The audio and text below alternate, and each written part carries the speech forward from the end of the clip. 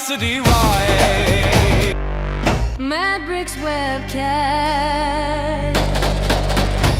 where the human spirit flies.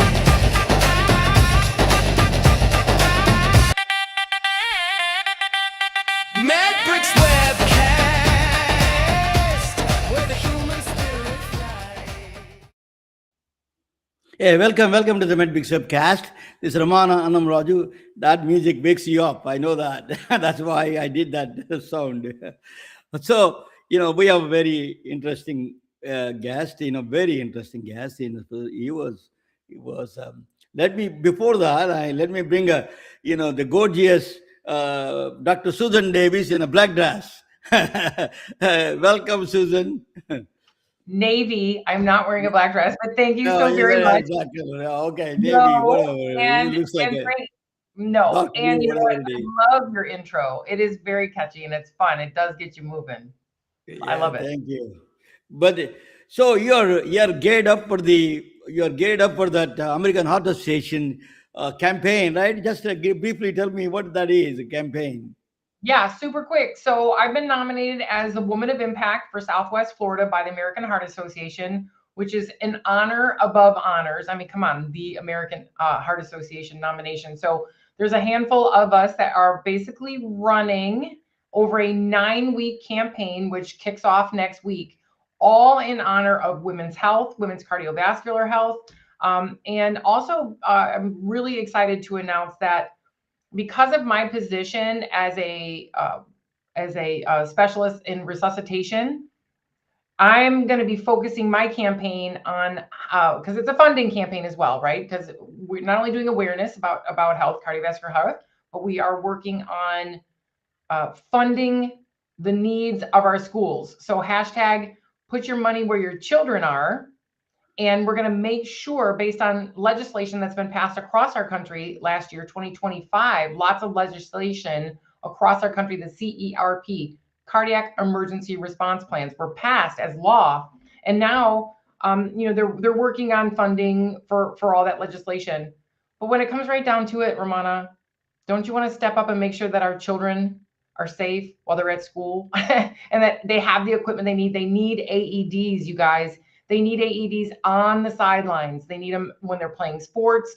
They need them handy, not in the nurse's station in a cabinet far, far away. Not only that, but they need to be, battery needs to be good, pads need to be good, and everyone there needs to know what to do and how to use it. So that's what a cardiac emergency response plan is, and that's what I'm looking to fund. So my campaign launches next week, and you can do prescriptive donating, meaning we can find the exact schools that don't have enough AEDs, that don't have the training, and your donations can go straight to making sure that they do. So very exciting. Great cause, and a great cause and great training required for that. That's you do both the great things there. A well-deserved honor for you. Let me introduce you our guest without further ado. Dr. Errol Norwitz, he is a MD, PhD, MBA, this title keeps going. He is a professor, he ran the hospital systems. Oh my God, he is just an international experience. He got an office in Hyderabad. Think about that. He is all over the world in that sense. He's a global citizen completely. He is now he's teaching, I didn't know that before I met him about Babson College. Babson College is a very famous college. I didn't know that in near Boston. It is a private college. It teaches, particularly, they are very famous about entrepreneurship. Particularly, I'm a very crazy about entrepreneurship in healthcare. Tell you, healthcare is always carved out. There is no true entrepreneurship, unfortunately. When I started my own diagnostic center, I'm not a physician. I started my own diagnostic center from Bocala, Florida. I learned it on the way. I learned you can do that. And I've opened an imaging center, so entrepreneurship is so important. I tell people I really provided a mobile diagnostics for rural Georgia, rural Americans. I did that, so it's a very important entrepreneurship. Let me bring, without further ado, Dr. Errol Norwitz. Babson is a professor now at the Norwich College. Welcome, sir. Welcome you. Welcome to the Medbakes. Thank you very much. Thank you for inviting me. How Yes, lovely. sir. And I think we can start out with the theme of being an entrepreneur in healthcare is to fail fast. Something that healthcare is not comfortable with, right? We know in an entrepreneurial world we want to fail, and we want to fail fast because we can Yeah. pick it up, throw it up, and go again. Throw it up, did I say? Before that, let me ask you, Dr. Norwich, give you some background of yours, a little bit Please. more. I gave you a brief background, but if you can tell us a little bit about your background, would be excellent. Sure. So it's a pleasure to be on. My background, as I tell people, is quite eclectic. It's quite unusual. Um, as my wife says, it's not a straight line, and very intentionally from my perspective. So I grew up in Cape Town, South Africa, and decided very early on in my life I wanted to spend my professional career in healthcare, in the healthcare space. So I did the obvious thing. I went to medical school. In Cape Town, you go straight from high school to medical school. So I did that. I don't even think I was 17 when I started med school at the University of Cape Town.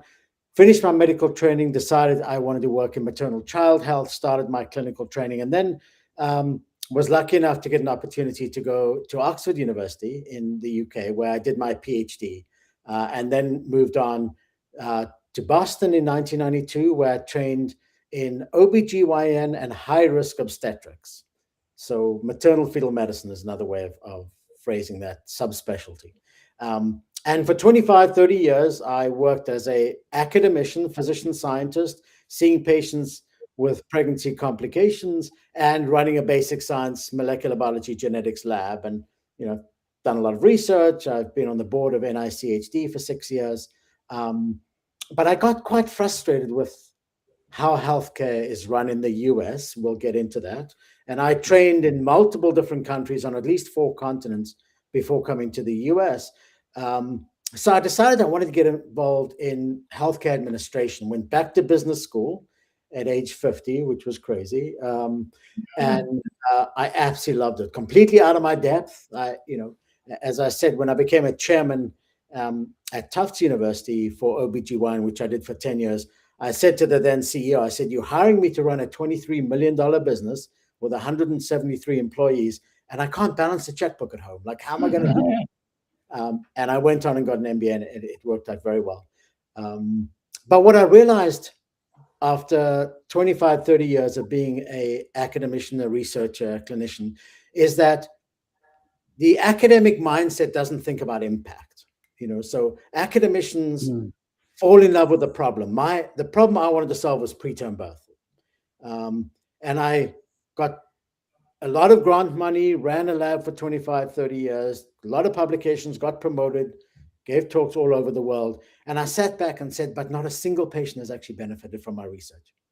We have to do this differently. And so I decided to be chief scientific officer of an institution, and then most recently to run a hospital. So I was president and CEO of a hospital within the Mass General Brigham healthcare system here in Boston.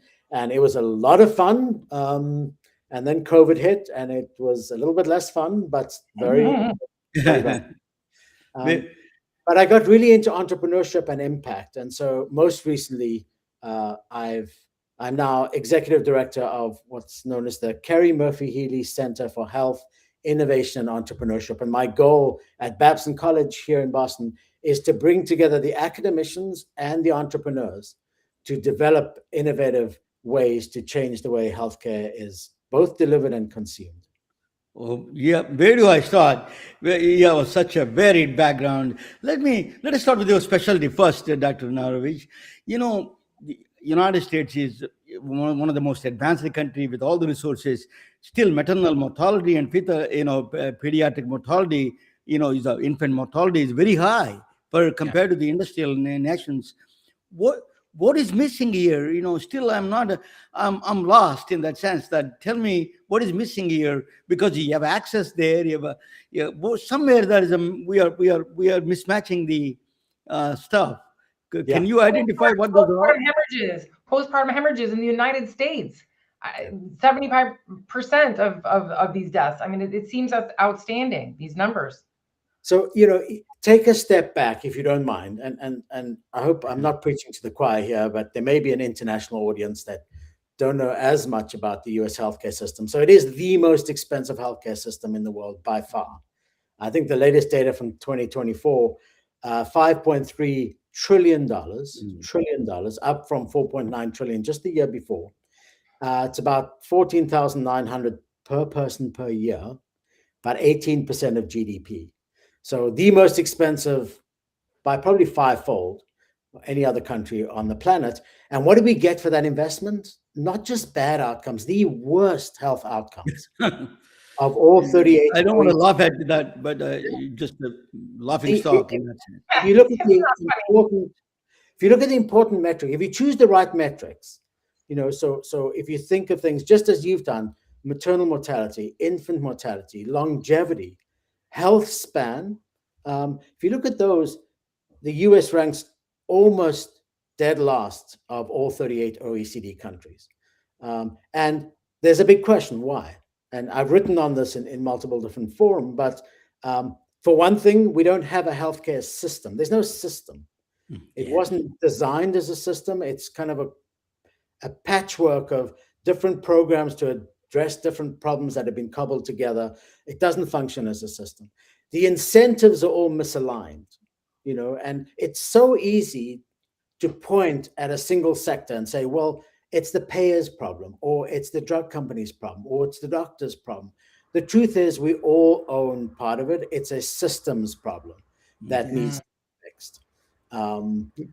So you've touched on it. I had one more point, and then I'll refer back to you. But one of the biggest challenges we have here, and I say this often, you've probably heard this.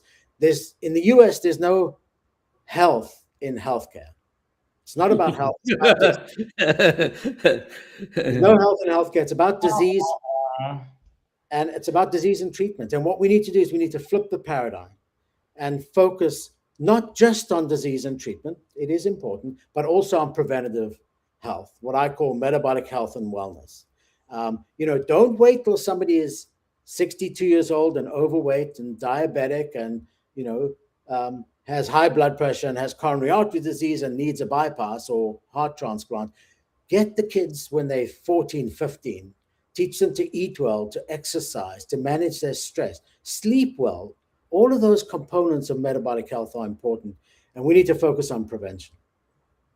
So you said something very intriguing to me about systems. And I know when you are within a system, it is almost impossible to change a system within the system. I mean, you can try, and we do. It's one step forward, 10 steps back, one step forward, 10 steps back. But as an entrepreneur or through an entrepreneurial lens, when you're outside the system looking in, it's a whole different perspective. Do you agree? Thank you. I didn't plant this question or this comment, but it's exactly my mindset, which is I worked for 30 years within the healthcare system. I'm an academic healthcare insider. I've trained at some of the best institutions in the country. They do really good work, but they don't want to change. There's a sense of medical conservatism. They don't see innovation as an opportunity. They see it as a risk. And part of this medical conservatism is well placed. When doctors make mistakes, patients die and they get sued. And so there is this mindset of primum non nocere, first do no harm. But that can be taken to an extreme, and it prevents really good innovation from coming into the marketplace. The technology's here, the innovation's here, the AI healthcare revolution is here. We don't need new technology. We need to implement the technology we have well. And there's a lot of resistance in healthcare to that. And so I then decided I'm going to pivot. I'm going to go outside of healthcare, and I'm going to try and make change from the outside, because making change from the inside is incredibly difficult. I am an outsider of healthcare. So let me ask you a question that, there is a lot of innovation theater. It's basically a drama going on. Everybody talks about innovation. The only result was millions of apps came out, and then the apps are unending apps, and then there's no system there. As you said, that system is missing. That's a bigger problem in the innovation. Innovation by itself without the system itself, without a system engineering, it is a problematic. What do you think on that one? So I love that approach. I'll add one nuance, and the reason I love being at Babson and I love being in front of students, both graduate and undergraduate students, with a focus on business and entrepreneurship. That's what Babson College does. And I get in front of the students and I ask them three questions. One is, who wants a job after college? All the hands go up. Yes, we want a job after college. Did you know that healthcare is the single biggest employer in almost every single state in the nation, and the only one of two industries growing jobs year over year, the other one being tech? Okay. And the third thing I say, do you know you don't have to be a doctor or a nurse to be in healthcare? And it's that last comment that I think is so important, because what we need are people who want to be in healthcare, but want to be in healthcare finance and operations and management and administration, be on the payer's side. We need it's a team sport. It's not just about the doctor or the nurse or the physical therapist, the frontline provider. We need a whole team.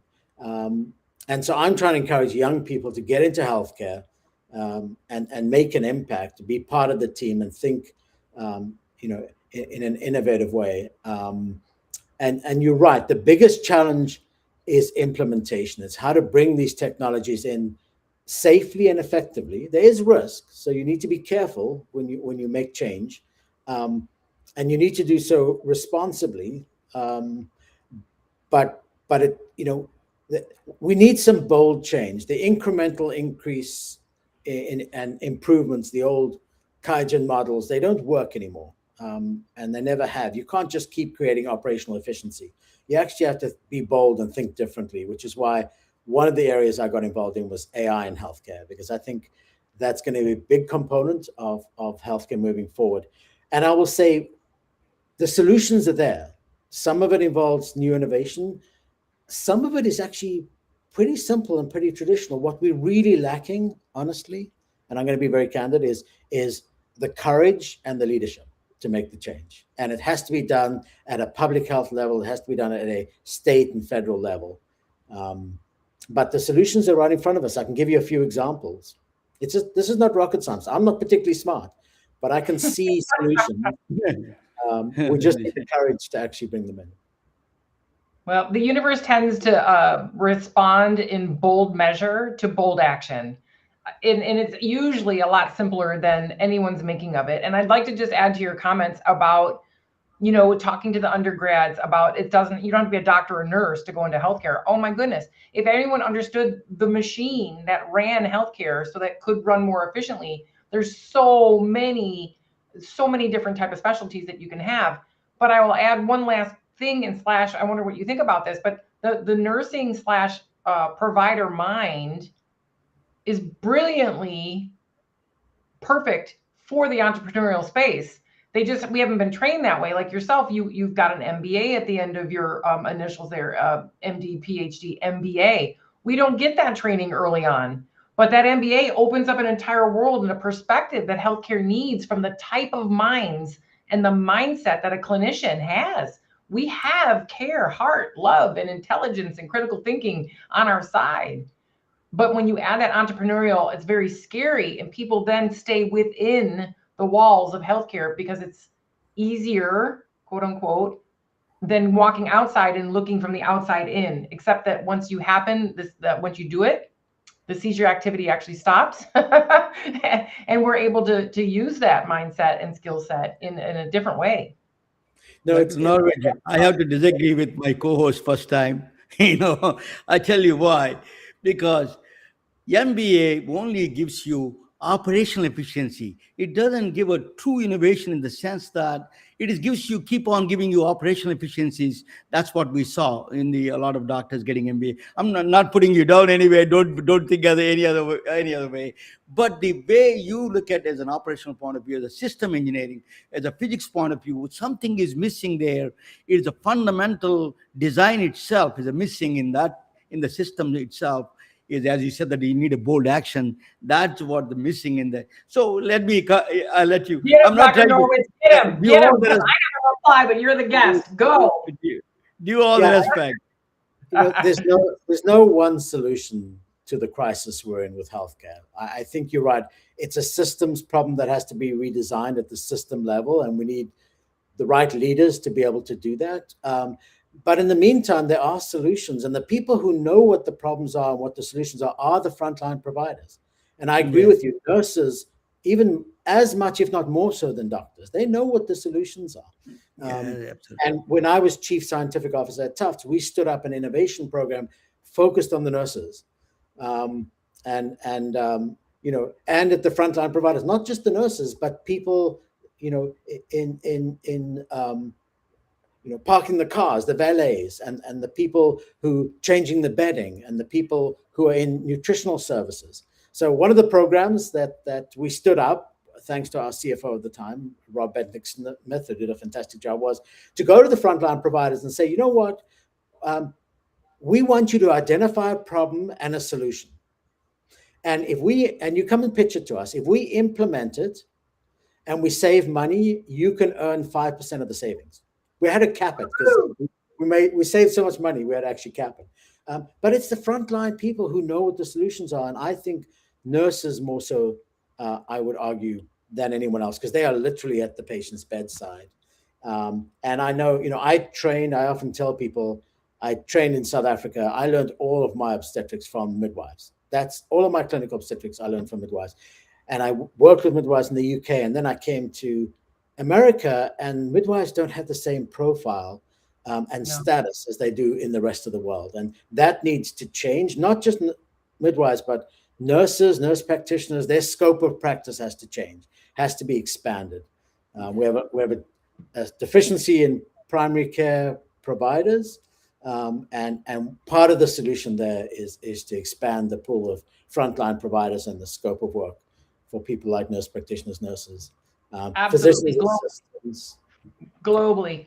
Big and need in your field, Dr. Norwitz, in mother and maternal health, maternal and newborn health. All around the world, there's a need for education. And I know there's a big push from the World Health Organization with their basic emergency care program right now. I'm not sure if you're familiar, but they partnered with Laerdal, and they created I'm not throwing names around, but just my recent research has shown that they are making, there's a program they started in the last 2 years that's actually increased maternal life by 70% and infant life by 40% by just having some hands-on education in these areas of low and middle income countries around our world, which is magnificent. And that should be global. Yep. There are, I can talk a lot about the solutions that we're standing up and the partnerships some institutions are having in low middle income countries, not just in Africa, in India, Southeast Asia, and Singapore is the hub for innovation in healthcare in Southeast Asia, and in Chile, other countries. So magnificent work. There are solutions here. Dr. Norwitz, you're at 30,000 feet, you're watching the entire healthcare system. Let me ask you the very fundamental question is, do we need hospitals at all? Is it a silo structures or need? Can you take the care to the homes, mostly decentralize the care system? Do we need these silo structures at all in the start bit? So the answer is yes. We will always need tertiary and quaternary hospitals for the highest critical care. The question is, if you do an analysis of all these high, the ivory tower, the Ivy League, tertiary quaternary hospitals, what percentage of patients actually need to be seen at these hospitals? And the answer is around 15%. Wow. 84% of them don't need to be seen there. It drives up total medical expense. It's inconvenient. The solution, I think, is to move healthcare out of the academic medical centers, out of the big tertiary centers, into the community and in the home. That is the solution. And it's actually why when I wanted to run a hospital, I specifically wanted to run a community-based academic medical center. I didn't want to run a large tertiary quaternary center. There's a place for them. That's where a lot of the training goes on. That's where a lot of the research goes on. So those institutions are critical. We can't get away from them. But more and more, we have to move care into the community and into the home. And if you don't mind, I'll share one experience that I had, which is My dad passed away from complications of cancer. It wasn't in this country. And he got his chemotherapy in his bed at home. He had a live-in aide, non-physician aide. He had a nurse stop by every day and a doctor once a week. And he was in his bed at home watching TV with his little dog. And he was so grateful. In the end, he got an experimental intervention as well, immunotherapy, all in his bed at home. And the cost was lower. It didn't inconvenience him. That's the system that we need to implement. And it was all paid by insurance. And it's cheaper than putting somebody in a hospital and giving them care in an academic medical center. That's where we need to move. And we are moving there. It's just I love that. Yeah, and it seems to be happening. And we're so grateful because there's no place like home. There's no place like home. You need to be smelling coffee and, sitting under your oak tree when you're not well, rather than in a place that you don't know at all. And then people get hospitalitis and it adds to the condition. So I agree with you completely. Do you think that having public health as part of your education, I mean, it wasn't part of my education other than I sought it, but I think an interest and a knowledge of public health, period. I was actually looking up the curriculum before our conversation this evening to see what's included in that and why don't more of us know more about public health? I feel like part of the solution is having that understanding. Absolutely. So I'll share. So one of my missions in life is to fix the healthcare system, in part because all three of our kids are in medical school. So, we have to fix this. My daughter's really interested in public health, and she always makes the argument that you should lead with public health. Healthcare as a system should fall underneath public health, not the other way around. That we should first be thinking population health and then be thinking individual health. And we flip that paradigm and we think the opposite. So there is training in public health in med schools, and I don't know about nursing schools. I assume so. A little. It's not enough. Yeah, it's not enough.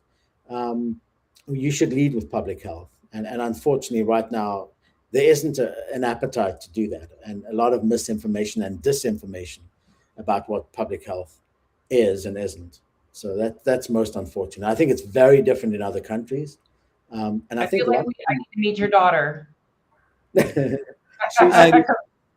she's remarkable. I agree with you, Susan. First, I'm agreeing with you. That is a really public health education. It has to be umbrella, has to be correct. Under that public health, everything. You're right, Susan. I agree. And Dr. Errol Norwitz is well eloquently said that back. Dr. Norwitz, let me ask you, I'm in Silicon Valley, the AI is just talks nonstop here. Even a Uber driver, food delivery guy, everybody talks AI here. So tell me about what is the AI role, artificial intelligence role? Is it overhyped or is it real? What extent is going to be real in the healthcare system? Just you're practical, you see the everyday in action. Tell me a little bit about that, if you don't mind. So if you don't mind, so interrupt me because I'm going to get on my soapbox just a little bit about AI. So I got interested years and years ago in AI and stood up or co-founded a company along with a group from Hyderabad, India. And I can share the name with you, but I won't right now. And started getting involved. And at the time I thought, it's not artificial intelligence, it's augmented intelligence, and AI is just a tool to help frontline clinicians. I've completely changed my mind. AI is fundamentally changing the value proposition and changing the way healthcare is both delivered and consumed. It is going to completely revolutionize the healthcare industry. And the way I put it together, because I talk on this topic at many international meetings, is it's going to be disruptive in 4 main domains. And this isn't anywhere, this is one person's opinion, so you can take it or leave it. But the one area it's going to be disruptive is in what I think of as diagnosis and clinical decision-making, right? We're already seeing that. AI can read chest x-rays and MRIs and skin rashes far better than humans, far quicker, far more efficiently, and far more accurately. We're already seeing that coming into play. The second area is operational efficiency in hospitals, in healthcare systems. So trying to address problems about, OR utilization, NICU and ICU utilization. Those are the highest most expensive real estate in the hospital, and you have to use those resources well. Managing ED volume, things like hospital readmissions, things that kept me as a hospital president and CEO up at night. Well, patients getting readmitted, you can use AI to predict and anticipate with a high degree of accuracy who's going to get readmitted in 21 days. And you take your case managers, and that's where you focus your attention. The third domain is drug development, discovery, and delivery. And again, I can talk at length about this, but if you're thinking the pharma space, because drugs are expensive, they're great new drugs coming through, and they are going to fundamentally change our lifespan and our health span. There's a lot of talk about that. They're very expensive, but in order to get a drug FDA approved for an indication, you need to do your clinical trials. What percentage of patients in a clinical trial have to benefit from your drug in order for you to get a statistically significant outcome and get your drug approved by the FDA? The answer is maximal 20%. So what you're saying in these big drugs, we're talking statins, at most 20% of people benefit from these drugs, right? Jeez. 1 out of 5. I didn't know that. Don't Stunning to me. benefit, they get side effects. AI is going to be able to tell you which person is going to respond to which drug. That's going to cut costs. Drug companies may not like that, or they may be able to utilize that to actually create better drugs and more targeted drugs. So that's one area where it's going to be fundamental. And the last area, and then I'll stop talking because I'm sorry. No, go ahead, please. No. This is good. Keep going. We want to listen to you. The last area is what I love to get involved in, which is predictive modeling and risk stratification. Good. So if you don't mind, I'll just give one example in pregnancy care, because that's where we started. Yeah. With the company. We now branched into many different domains like eye disease and kidney disease and drug discovery and things. But we started in pregnancy. And the argument I've made with my co-founders is 80% of pregnancies are low risk. Right now, there's a one size fits all. Everyone gets 13 prenatal visits, 4 or 5 ultrasounds covered by the global fee, and they can go and deliver at an academic medical center. And the answer is there is no one size fits all. We need to put people in their swim lanes and realign their pregnancy journey with their risk profile. So low risk should be low cost. And what we've developed is a series of 48 different algorithms for 48 outcomes for the mother, the fetus, and the baby throughout pregnancy. And we can give you a risk score for the pregnancy. It's kind of like, if you know the FICO score, you familiar with that? Yes. You got your FICO score. This is the FICO score for pregnancy. And we call it the Mihik score. And what it does is put you in your swim lane. So if you have a very low risk, we can, we put you in your low risk swim lane. Maybe you only get 6 prenatal visits, and maybe 3 of them are remote, virtual visits. And you can be managed by a midwife, and you can deliver in a birthing center, or you can deliver in a community hospital. You don't need to deliver in an academic medical center. Maybe you only need 1 or 2 ultrasounds. And then you take the resources that you're saving from those visits, and you then apply them in a very rigorous way to the high-risk patients. And you make sure those are the ones that you see. You chase them up. If there's a no-show rate and they're low risk, okay, they're not going to show. If they're high risk, you need to figure out why. And if they need transportation, if they need someone to help with the kids so they can come for their visit, you need to set that up for your high-risk patients. So, there's risk stratification and realigning the care journey with their risk profile. And that's the way you save money. And you improve outcomes. So the thing about healthcare, and I'll finish on this, the problem with healthcare, the reason it's so complicated is we have to solve 3 problems, and we have to solve them simultaneously. You have to improve the outcomes. You have to improve what I call the end user experience, both for the patient and the provider, and you have to reduce the cost of care. And we have to do all 3 at the same time, which is what makes healthcare so complicated. You're hired, Susan, and I'm in. One second, Susan. 1 second. No, Susan. this is just brilliant. I can't help myself. Yeah, that's brilliant. But you demonstrated a very brilliant aspect of it. World Health Organization for the antenatal care that they give the sets of instructions, what they do. That AI can fit into this that model so beautiful. You demonstrated very well. So we'll But there see. is the other side of the AI. I wanted to talk about that a little bit, which is that I'm a devil's advocate in that sense. That's why I'm here. One is that AI is a technology force multiplier. It's a force multiplier. It multiplies. If you don't have a system itself, it force multiplies by us. It force multiplies errors. All of them, it can amplify that. So there is a systemic problem. If you don't have a good system in place, Right. the AI can force multiply that process. So it's already demonstrated in the United Healthcare, one of the things that happened the case, right? Yeah. So there is how do you solve that problem, Dr. Norwich? So what you're saying is there's risk when when you implement AI algorithms, and the answer is absolutely. Um, so and there are multiple different risks that you need to look at. Obviously, there's a privacy issue. There's a job displacement issue with AI, which people are very sensitive to.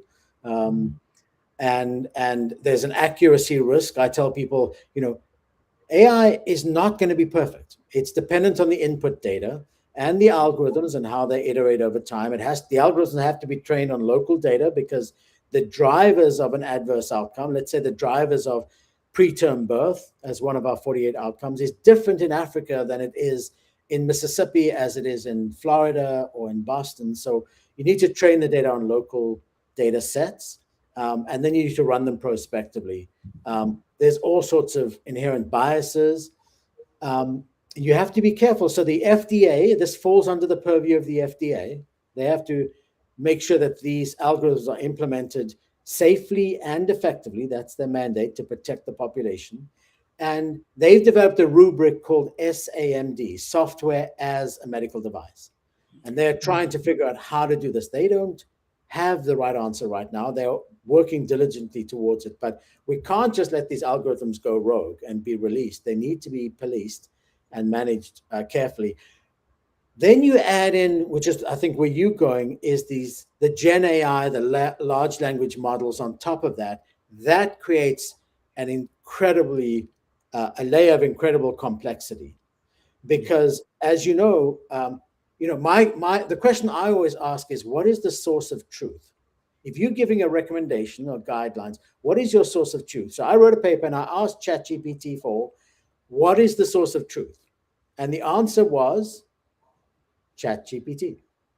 Oh God. So Oh to my your God. point, they amplify. If there's noise and background and misinformation, disinformation, that gets amplified. And you have to be really careful. They also don't have access to proprietary data and papers. So a lot of the guidelines from our national organizations are not publicly available. So these Gen AI platforms, they don't have access to it. So what is the source of truth? There are ways around that. You can solve it. And we are working to do that, but you have to be really careful. But it's going to get messy. It's going to be very disruptive, and mistakes will be made, but we will get it right. I'm pretty confident.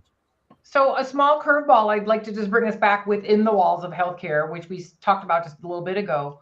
At the pace of this innovation and the pace of what we were just talking about just moments ago, now let's go back inside of a hospital, any hospital.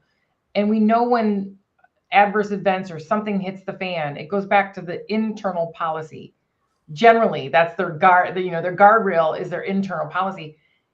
There is like no way that these policies are keeping up with this amount of change. There's no way. So I just, to your point way earlier in our show, to make change from the inside is so difficult because these policies aren't keeping up with these changes by a long shot. They never have. If you look at the national guidelines from a lot of these organizations, they're 18 months behind the science. And even then, they more. That's kind. I think that's kind.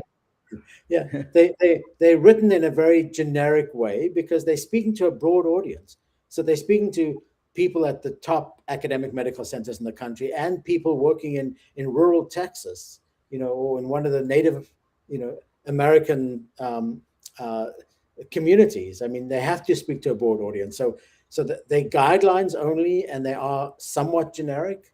Local context really matters, and keeping internal policies and procedures updated is a real challenge. Right now, as you know, they have to be updated every 3 years. That's the mandate. Should we change that? Probably. Who's going to police that? I don't know. And invariably what happens is there's an adverse event, and then suddenly the policies change. It's not necessarily proactive. Can AI solve that problem? Possibly. AI maybe can write your policies. Ultimately, that's maybe, obviously it's got to be vetted by the appropriate people and it's got to be signed off on. But maybe it can be a tool to accelerate those revisions and updates that we need. So there are a lot of opportunities here with AI, but the incentives have to be aligned. Right now, they're not. So when I think about the company we started,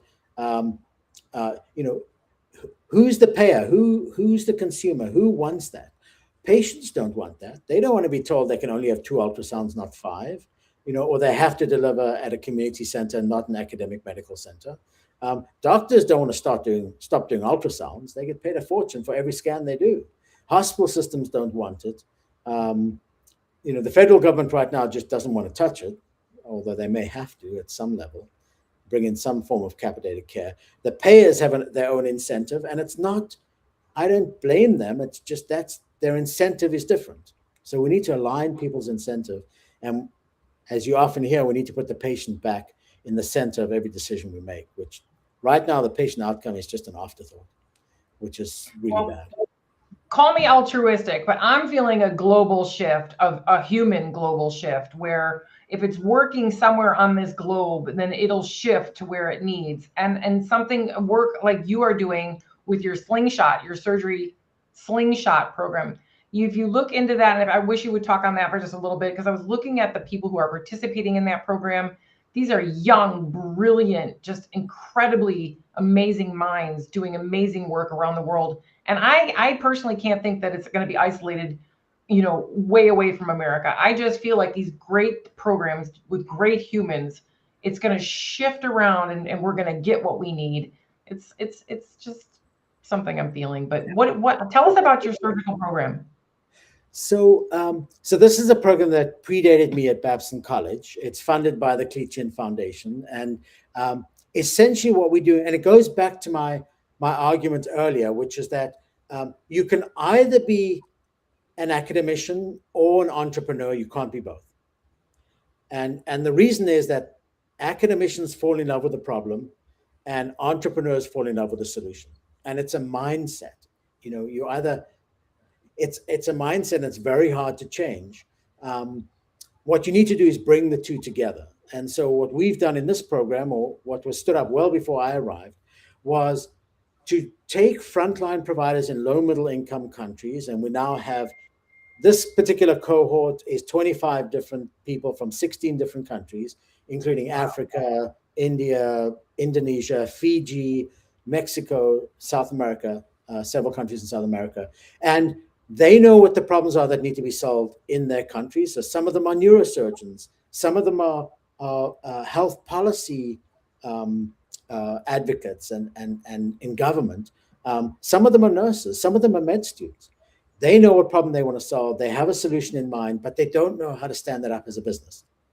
And so the job of this global surgical slingshot is to put them through a 5-month training program with some dedicated teaching around entrepreneurial thought and action, which is the paradigm that we use, and entrepreneurial leadership, and have several mentorship sessions and actually stand up their company, teach them how to stand up their company. And that's what it's all about, is not necessarily turning clinicians into entrepreneurs, but partnering the entrepreneurial mindset with the clinicians who know what the solutions are, and then literally starting to stand up companies. And the deliverable at the end of the 5 months is a presentation at the G4 Summit in Geneva in May.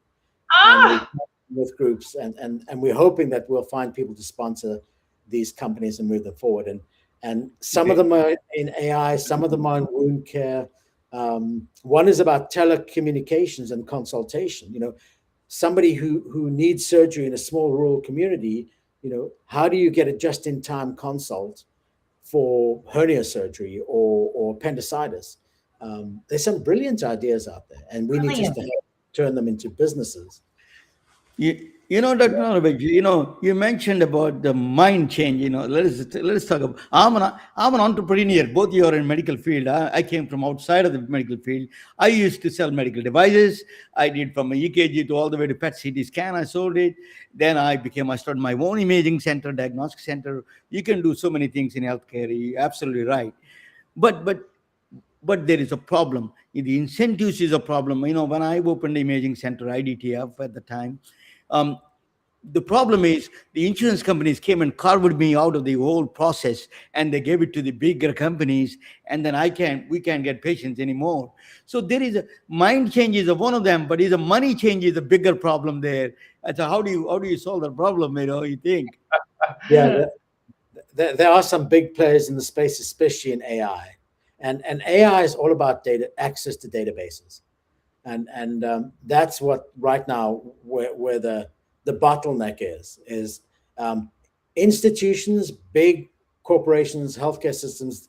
They know there's value in those databases, and they're trying to extract the value, but they don't know what the value is. They don't know who to partner with. And then the big players in the space want to dominate, obviously, and it's all about access to data, which is why I actually find it a lot easier to work in low middle income countries. The quality of the data is not as good, but their willingness to share and to engage and to partner and co-develop, is better than anything in the US right now. They just learn. They're willing to learn, and they're grateful, and they're willing to participate in the whole innovation process with that learning piece. I think sometimes we get caught up in the quick. We always want that quick, easy button on the learning factor. Do you think, Dr. Norwitz, that we'll run out of data? Are we making it quick enough for these machines to keep chomping on the daily? I mean, are we making it quick enough? So yeah, there's huge amounts of data that we can mine. I don't think we limit it. It's the access to the data that's important, and high quality data is important. Having AI algorithms that are multimodal, that's the way we've set it up, and explainable. You can't have a black box. You can't have an algorithm of machine learning and it gives you an answer, but you don't know how it got to the answer. It has to be explainable AI, which is the way we designed our system. If you have a high score in pregnancy, you can look down, you can drill down and find out which of the 48 algorithms or outcomes you're at risk of. And then you can go further and you can find the factors that are driving the adverse event and mitigating it. So the positive and negative drivers. And then you can figure out which are actionable. And it varies by population and by context. So we need to be responsible in the way we do it, but it's certainly there. High quality data and large data sets are going to be very important. So I would say that for certainly for the AI healthcare revolution, that right now is the biggest limitation. Dr. Norwitz, you're teaching right now. What do you teach the young people? My son is a neuroscientist, and he wants to be entrepreneur in music and science, and he wants to be in the music entrepreneur. He has a neuroscience degree from Vanderbilt, so he wants to be in the entrepreneurship of the music and psychology, and then the mental health. What do you teach these young people that to accelerate this kind of innovation, really give them a hope that healthcare is a really great place to start with? Yeah. So if you don't mind, I'm going to turn your question on its head and saying right now, I learn more from the young people than I teach. I have enormous confidence in the next generation, the Gen Z generation. Yes. They have their priorities right.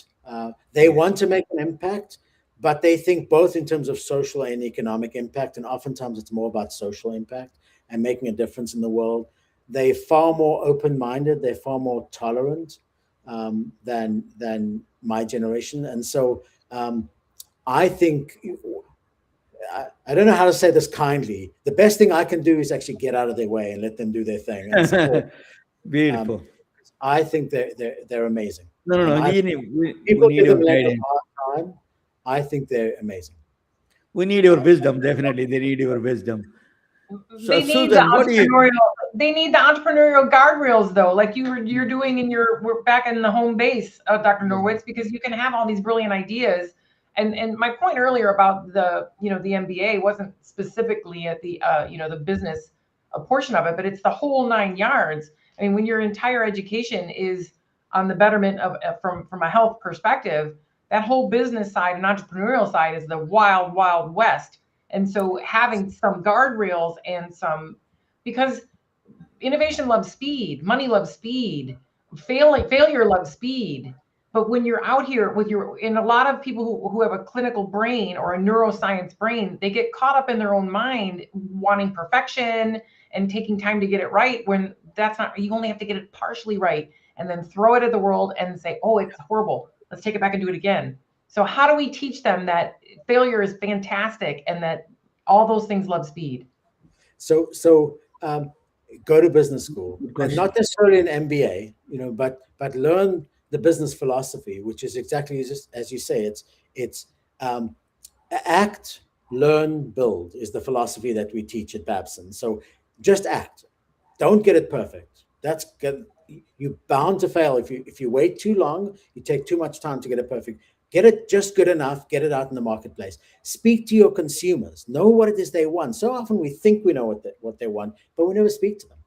So get out there, socialize your ideas, speak to them, make sure it's something that they want and a problem they want solved. Do something that's just good enough and get it out in the market. If it fails, that's fine. You learn and then you build and you iterate. In healthcare and in medical school in particular, the mindset is completely the opposite. Yes. Medical school doctors are terrified of failing. And I understand why. I don't criticize them, but you need to be comfortable with failures, and you learn from them, and don't make the same mistake again. But to think that we're perfect, we're not going to make mistakes, just is unrealistic, And that's what new innovation does. That I love to bring in the example of is it Waymo, the driverless cars? I'm not sure. The driverless cars now that they have, I think they're mainly in Waymo. So, yes. And I say, there's no question thousands and thousands of lives are being saved because of fewer accidents with driverless cars, no question.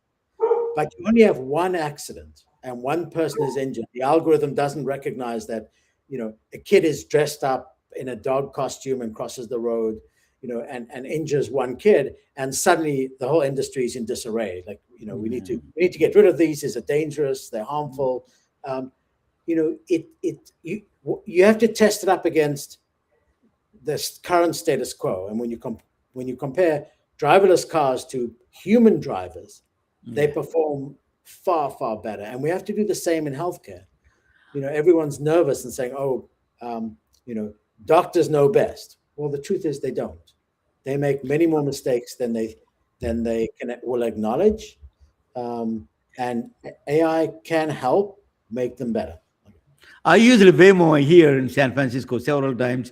It's really beautiful. The way it moves is not a jerky motions at all. It moves like almost snake. Just beautiful movements it does. It is surprising to me how my daughter got now Tesla. She's driving an autonomous car. And Dad, then yesterday she called me and said that she was driving from San Francisco to her home. Then it says that if she doesn't pay attention to the traffic, if you fail 5 times, she will take out that qualification. You cannot get autonomous driving. So you can, because you're autonomous driving, you have to still pay attention. But it's beautiful. Stress is less for her. She, I tell you, I don't know whether you've been to San Francisco or not. Driving in San Francisco is a nightmare. It is people crossing. It's like India almost, the bullock carts walking around, everything, all kinds of things. It is just a nightmare. So that's it's beautiful. This new technology is not going to be perfect. It's going to make mistakes, but it's going to be a whole lot better than the status quo. Getting back to the, I just want to maybe riff a little bit of the entrepreneurial mindset versus the academician mindset. So the metrics of success are different. Academicians fall in love with a problem. They want to get funding. They want to publish papers, get promoted, get lots of talks. The entrepreneurs think about impact. How can they get this into the marketplace, have a real impact on society? And they're different mindsets. So, for example, we've started this AI healthcare company I spoke to you about, and we're trying to solve some problems in maternal child health. Another company comes up and they have a better solution. And I'm an academician. I'm like, great. I just want to solve the problem. If they have a better solution, that's fine. I want to just improve the health outcome of patients. And my co-founders are saying, no, we have to destroy them. We have to dominate the market. I said, what if they're better? No, we still have to destroy them. It's a different mindset. And I'm at heart an academician. I've tried so hard to become an entrepreneur. I know the skill set, but at heart, I'm an academician. And my argument, I think, Susan, you brought this up earlier, is to work as teams. That's the solution. And I think that's what the Gen Xers, the millennials know better than we do, is how to work in teams. And I think that's a solution going forward. Bringing on teams with different backgrounds and different perspectives, it's amazing what you can learn. It's like when I travel internationally and you see different healthcare systems, you see what people are doing right and what they're doing wrong. There's some things in the US we actually do well, but there's some things we can learn. And the most obvious to me, so this is going to sound, if you don't mind, I'm just going to bring up one example, is higher education is, the cost of higher education is going up faster than anything else, even faster than healthcare. And I know with 3 kids in medical school. Sad. My son, medical school. He is first-hand account here, folks. Dr. Norwitz. The other thing that we lack in the US is primary care doctors. Yes. Dr. Norwitz. Shortage. So how has every other developed country solved this problem? It's a very simple solution. You subsidize the medical student education, and in return, they owe 2 years of service. And you put them anywhere you want to in the country. You solve the primary care access problem. They actually learn how to be doctors, because coming out of medical school, you actually can't take care of anybody.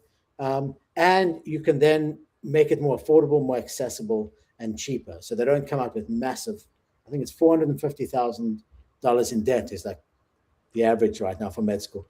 Those are the simple solutions that are actually out there. You don't need AI to do that. You need political courage. And so, and you learn that by traveling around and seeing different healthcare systems in different countries.